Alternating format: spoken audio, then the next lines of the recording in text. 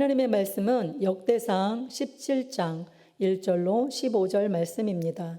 역대상 17장 1절로 15절 말씀. 좀 본문이 긴데요. 그래도 다 함께 봉독하겠습니다.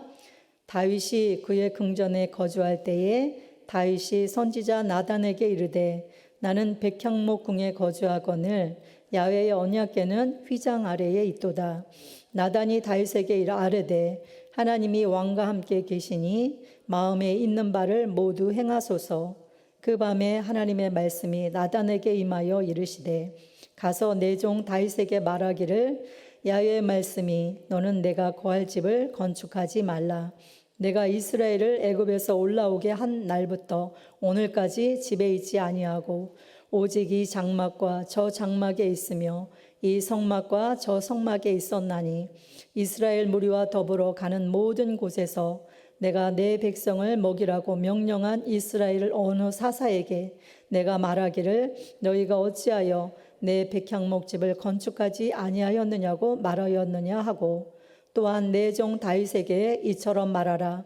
만군의 야훼께서 이처럼 말씀하시기를 내가 너를 목장 곧 양떼를 따라다니던 데에서 데려다가 내 백성 이스라엘의 주권자로 삼고 내가 어디로 가든지 내가 너와 함께 있어 내 모든 대적을 내 앞에서 멸하였은즉 세상에서 존귀한 자들의 이름 같은 이름을 내게 만들어 주리라. 내가 또 내 백성 이스라엘을 위하여 한 곳을 정하여 그들을 심고 그들이 그곳에 거주하면서 다시는 옮겨가지 아니하게 하며 악한 사람들에게 전과 같이 그들을 해치지 못하게 하여 전에 내가 사사에게 명령하여 내 백성 이스라엘을 다스리던 때와 같이 아니하게 하고 또 내 모든 대적으로 내게 복종하게 하리라. 또 내게 이르노니 야훼가 너를 위하여 한 왕조를 세울지라. 내 생명의 연한이 차서 내가 조상들에게로 돌아가면 내가 내 뒤에 내 씨 곧 내 아들 중 하나를 세우고 그 나라를 견고하게 하리니 그는 나를 위하여 집을 건축할 것이요 나는 그의 왕위를 영원히 견고하게 하리라. 나는 그의 아버지가 되고 그는 나의 아들이 되리니 나의 인자를 그에게서 빼앗지 아니하기를 내가 내 전에 있던 자에게서 빼앗음과 같이 하지 아니할 것이며 내가 영원히 그를 내 집과 내 나라에 세우리니 그의 왕위가 영원히 견고하리라 하셨다 하라. 나단이 이 모든 말씀과 이 모든 계시대로 다윗에게 전하니라. 아멘. 저는 오늘 본문 말씀을 중심으로 해서 하나님을 경외하는 자에게 임하는 은총과 복이라는 제목으로 잠시 말씀을 나누도록 하겠습니다. 역대상 17장은 우리가 잘 알고 있는 하나님의 구속 역사 중에서 너무나도 중요한 다윗의 언약에 대한 내용을 다루고 있습니다. 이것은 우리가 이미 살펴보았는데요. 사무엘하 7장에서도 나왔던 내용이에요. 사무엘하 7장 다 아시죠? 몇 구절만 빼고 거의 똑같은 내용임을 우리는 알 수 있습니다. 역대상 13장으로부터 16장은 다윗이 예루살렘으로 언약궤를 모셔오고 그리고 새롭게 제사 제도를 정비함으로써 이스라엘 백성들의 신앙을 회복하는 그런 내용을 다루고 있는데요. 다윗은 언약궤를 예루살렘으로 옮겨왔으나 자신은 백향목으로 지은 궁에 살고 있는 데 비해서 하나님의 궤가 장막에 있는 것이 너무 마음에 걸렸습니다. 그래서 나단 선지자에게 성전을 짓고자 하는 소원을 말합니다. 17장 1절입니다. 다윗이 그의 궁전에 거주할 때에 다윗이 선지자 나단에게 이르되 나는 백향목 궁에 거주하거늘 야훼의 언약궤는 휘장 아래 있도다. 이런 다윗의 의도는 객관적으로 볼 때 조금도 나무랄 데가 없죠. 누가 보더라도 아름답고 선하고 합당해 보입니다. 왜냐하면 왕으로서 백향목궁에 거하는 거 그거 당연한 거고 누가 왕이 백향목궁에 거한다고 뭐라고 할 사람이 있겠습니까? 그냥 편안하게 누리면 되는 것입니다. 그런데 자기 자신은 백향목궁에 거하는데 자신이 이스라엘의 진정한 왕으로 섬기고 있는 그 하나님의 궤는 여전히 휘장 안에, 장막 안에 놓여 있다는 것이 다윗의 마음을 아프게 했던 것입니다. 그래서 다윗이 나단 선지자에게 그런 자신의 마음을 말했을 때 나단 역시도 너무나 그 이야기를 듣고 찬송했습니다. 2절 말씀입니다. 나단이 다윗에게 아뢰되 하나님이 왕과 함께 계시니 마음에 있는 바를 모두 행하소서. 즉 지금까지 이루어진 모든 일에 하나님께서 그 다윗과 함께 당신과 함께 해주셨는데 왕께서 그런 갸륵한 마음으로 하고자 하는 일이라면 오죽 하나님께서 기뻐하시지 않겠습니까? 당연히 하나님께서 원하시는 일이 아니겠습니까? 무슨 일이든지 왕의 마음에 생각한 대로 그렇게 하라고 그렇게 나단은 다윗에게 이야기했습니다. 나단 선지자는 선지자죠. 그런데 다윗의 그 소원에 대해서 하나님께 여쭤볼 생각도 하지 않고 왜냐하면요 그것이 너무나도 당연해 보였기 때문이에요. 옳게 보였기 때문에 그는 하나님께 여쭤볼 생각도 하지 않고 다윗이 자기 욕심이나 자기 자랑을 위해서 성전을 지으려고 하는 것도 아닌 정말 하나님의 은혜에 감사해서 성전을 지으려고 한 것이기 때문에 그 의도를 너무나 잘 알고 있었기 때문에 나단은 그렇게 응원을 해줬던 것입니다. 그래서 하나님께서 그런 다윗의 소원을 하나님도 선하게 여기시리라고 그렇게 생각을 했기 때문에 왕의 뜻대로 왕의 마음에 그렇게 품은 대로 그렇게 하십시오 그렇게 대답해 주었는데 그날 밤에 하나님께서 나단에게 나타나셔서 말씀하시는 겁니다. 다윗이 나의 집을 건축하지 말라고. 17장 4절입니다. 가서 내 종 다윗에게 말하기를 야훼의 말씀이 너는 내가 거할 집을 건축하지 말라. 정말 의외의 대답이지 않겠습니까? 누구라도 다윗도 그랬고 나단도 그랬고 당연히 이 선한 의도를 가진 정말 누구 다른 것도 아니고 하나님을 위하여 성전을 짓겠다고 하는 이 소원을 하나님께서 거절하실 것이라고는 전혀 생각지도 못했는데 하나님이 그렇게 말씀하신 것입니다.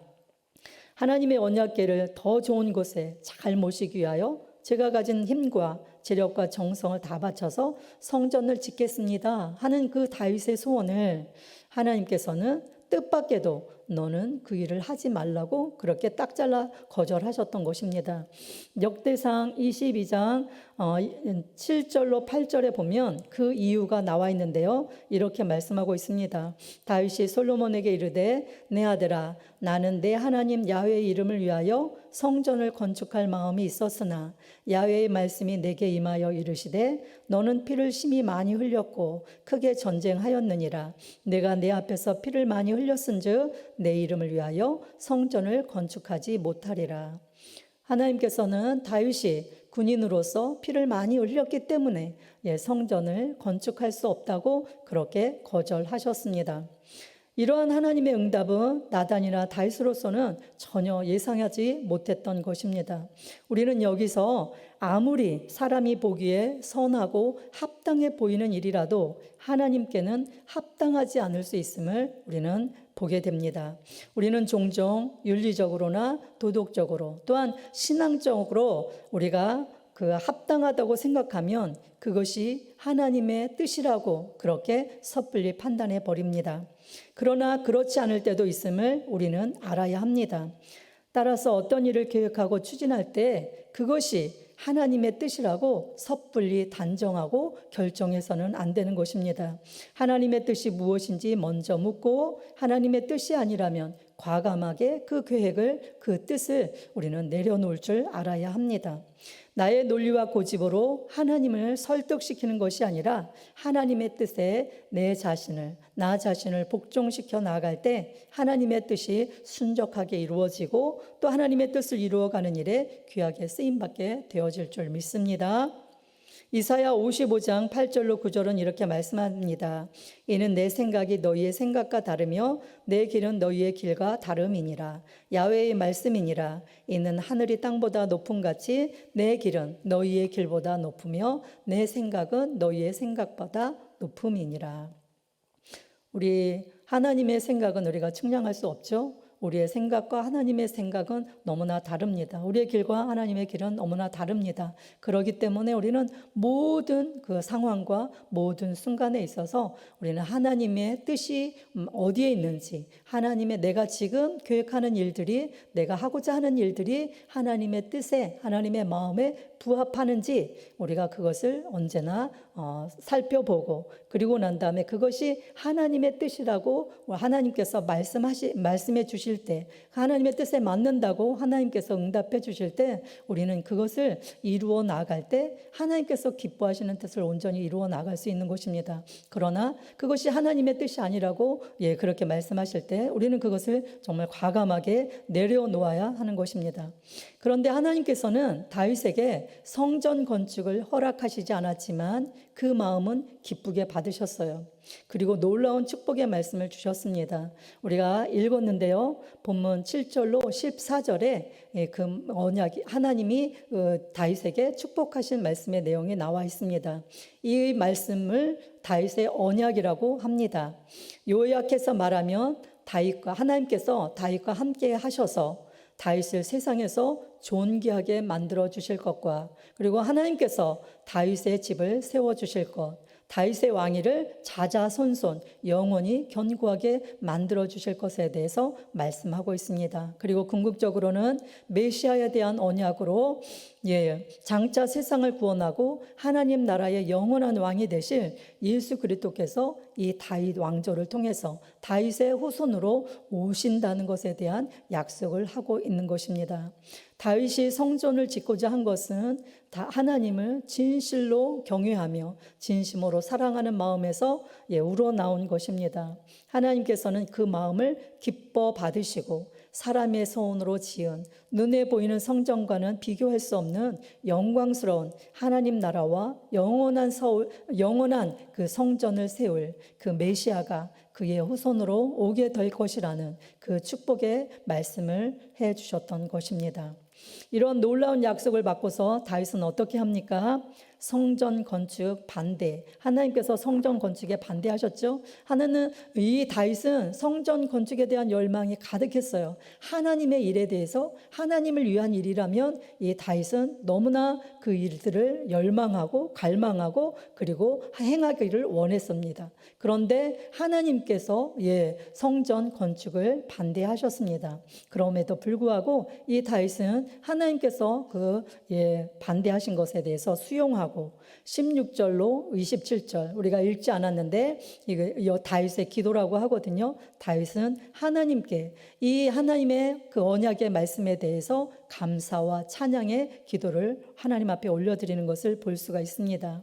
우리가 아무리 좋은 생각과 계획을 세웠더라도 하나님의 말씀 앞에서는 멈출 줄 알고 포기할 줄 알아야 합니다. 아무리 좋은 명분과 뜻을 세웠다 할지라도 그것이 하나님의 뜻이 아니라면 내려놓아야 하는 것입니다.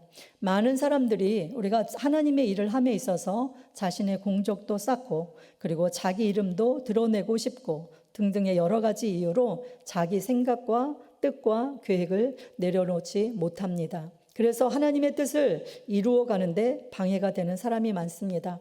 우리가 하나님의 뜻이라는 그 외형적으로는 하나님의 뜻이라고 이야기하지만 결국은 하나님의 뜻이 아니라 자기 욕심과 자기 계획과 자기 뜻, 자기 고집을 주장하면서 자기 일을 하는 것이죠. 그러면 하나님께서 참으로 기뻐하시지 않는 것입니다. 그런데 다윗은 자기의 뜻이 하나님의 뜻과 맞지 않을 때 하나님께서 그렇게 갈망했던 성전 건축에 대해서 하나님께서 놓으라고, 너는 그 성전을 건축하지 못하고 내 후손에게서 그 성전이 건축될 것이다. 내 아들에게서 그 성전이 건축될 것이다. 그렇게 말씀하셨을 때 그러니까 다윗은요 그것을 내려놓고 자기의 계획과 자기의 뜻, 그렇게 열망했던 것을 내려놓고 하나님의 뜻을 수용합니다. 그리고 그 아들이 그 성전을 짓게 하기 위해서 그는 정말 힘껏 그 성전에 필요한 그런 것들을 준비해 놓는 것을 우리는 알고 있습니다. 다윗은요 하나님의 뜻 앞에 순종함으로 반응했죠. 이것이 하나님을 경외하는 사람들의 특징입니다. 그들은 자기 주장과 자기 고집과 자기 뜻을 나타내는 것이 아니라 언제나 먼저 하나님의 뜻, 하나님의 계획이 먼저인 것입니다. 이런 다윗에게 하나님이 엄청난 축복을 주셨고, 다윗은 그 축복을 주신 하나님 앞에 감사함으로 기도하는 것입니다. 그 기도에서 그는 양치는 목동에 불과했던 자기 자신을 이스라엘 왕으로 삼으시고 왕조를 세우셔서 자신을 메시아의 조상이 되게 하신 하나님의 은총과 축복에 대해 벅찬 감격을 아랩니다. 하나님께서는 진실로 하나님을 경외하고 사랑하는 자들의 마음을 가장 귀중하게 보십니다. 이 다윗이 그 성전을 건축하겠다고 하는 것은 정말 하나님을 향한 사랑, 하나님을 향한 정말 하나님을 경외함으로 나온 그런 간절한 소망이었죠. 하나님은 그것을 너무나 기쁘게 받으셨어요. 그래서 그를 통해서 성전은 건축하지 못하도록 하셨지만 그 마음은 너무 귀하게 받으시고, 그래서 그들에게 사람의 생각을 뛰어넘는 영광스러운 은총과 복을 내려주셨습니다. 저와 여러분도 하나님을 경외함으로 섬기고 전심으로 하나님을 사랑함으로 자자손손 대대로 하나님의 은총과 복을 받아 누리시는 여러분 되시기 바랍니다. 시편 128편 1절로 2절은 이렇게 말씀합니다. 야훼를 경외하며 그의 길을 걷는 자마다 복이 있도다. 내가 내 손이 수고한 대로 먹을 것이라. 내가 복되고 형통하리로다. 우리가 시편 128편은 그 하나님을 경외하는 그 한 사람으로 인해서 가정이 얼마나 복된 가정이 되는지, 그리고 그 복된 가정이 그 이스라엘 그 자손들의 그 형통함을 보게 되어지는 그 내용을 다루고 있는데, 정말 우리가 하나님을 경외함으로 섬길 때 하나님께서 그 가장을 통해서 은혜와 복을 주시고 자자손손 하나님의 축복을 받는 복된 가문으로 세워가는 것을 우리는 보게 되어집니다. 잠언 22장 4절도 이렇게 말씀합니다. 겸손과 야훼를 경외함의 보상은 재물과 영광과 생명이니라. 우리가 겸손하게 하나님을 경외함으로 섬겨 나갈 때 하나님은 우리에게 정말 우리가 스스로 구하고자 애쓰는 재물과 영광과 생명을 풍성하게 채워주신다고 성경은 말씀하고 있습니다. 성경은 계속해서 하나님을 경외하는 자에게 하나님께서 어떠한 은혜와 축복을 부어주시는지에 대해서 계속해서 말씀하고 있죠. 특별히 신명기에 보면은 많이 말씀하고 있습니다. 그리고 우리가 이 역대기서는 포로 귀환 이후에 에스라가 이 역대기서를 글을 썼는데 주제가 그거예요. 정말 하나님을 경외하는 백성에게 하나님께서 주시는 은혜와 축복이 있다. 하나님을 경외하지 않고 말씀에 순종하지 않는 자들에게 멸망밖에는 없다는 것을 그거는 말씀하고 있거든요. 그래서 우리가 이 다윗을 통해서도 다윗이 온전히 하나님을 경외하고 하나님을 또 사랑하고 그랬을 때 하나님께서 다윗을 통해서 역사하시고, 그리고 다윗을 통해서 하나님께서 귀한 언약을 세우시고 그 언약을 이루어 가게 됨을 보게 됩니다. 사도행전 13장 22절 후반절은 이렇게 말씀합니다. 내가 이새의 아들 다윗을 만나니 내 마음에 맞는 사람이라. 내 뜻을 다 이루리라 하시더니 하나님이 약속하신 대로 이 사람의 후손에서 이스라엘을 위하여 구주를 세우셨으니 곧 예수라.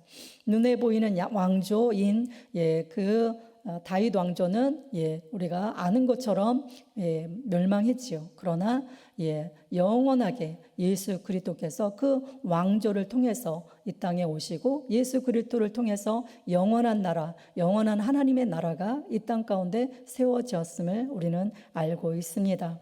이것이 하나님께서 다윗을 만나니 다윗이 하나님의 마음에 맞는 사람이었다, 그렇게 성경은 말씀하고 있어요.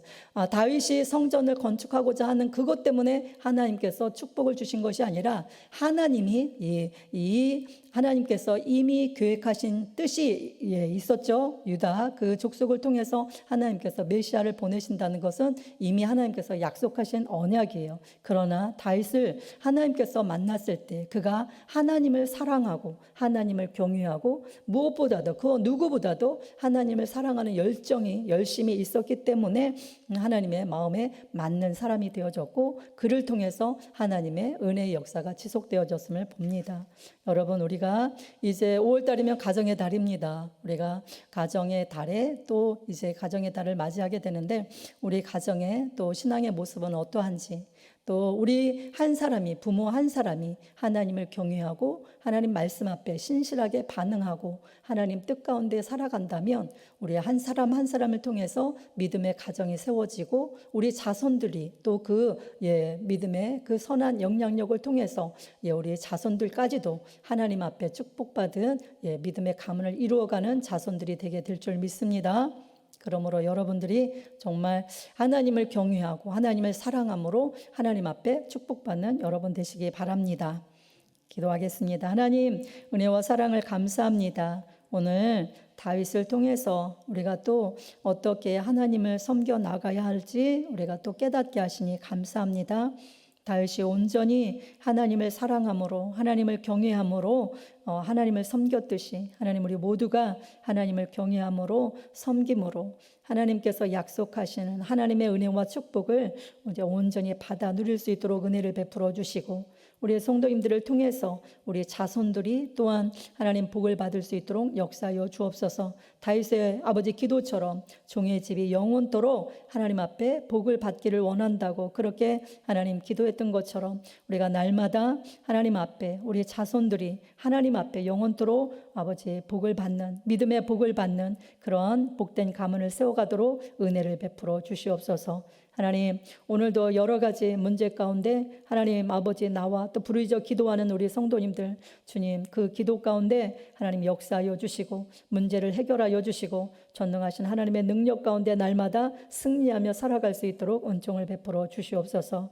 육신의 질고로 고통당하는 우리 성도님들 오늘도 하나님은 전능하십니다. 전능하신 야훼 라파 하나님께서 역사하여 주셔서 그 모든 육신의 질고를 치료하여 주시고 영육간의 강건함으로 회복시켜 주시옵소서. 정말 하나님께서 기뻐하시는 뜻을 아름답게 이루어가는 아버지 우리 모든 성도님들이 되어지도록 은혜를 베풀어 주시옵소서.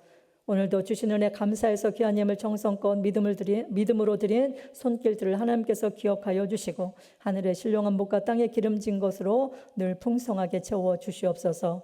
예수님의 이름으로 축복하고 기도드립니다. 아멘.